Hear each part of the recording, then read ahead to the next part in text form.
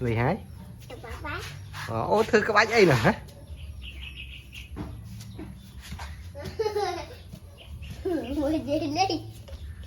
Mình xây khô tạc.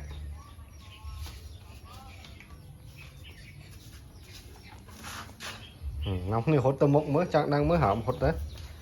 Ô trời dạ.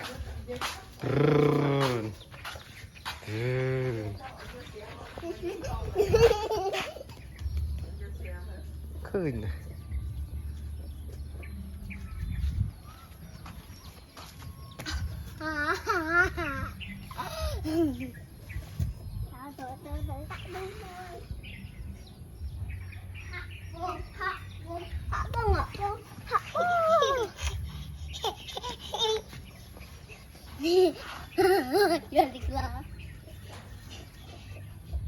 Thưa nói đánh chạm mới hả?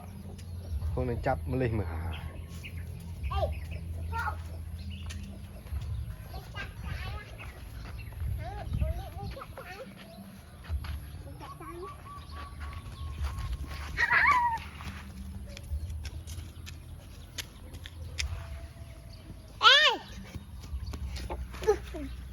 Cái vai phải ổn. Nó pina chinh hăng man mốt nọ.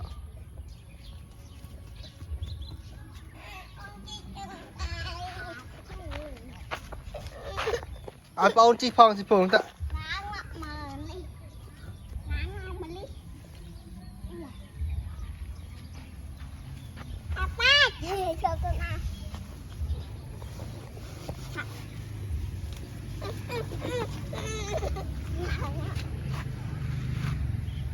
Ê, chanh bạch cụ đã kia lấy.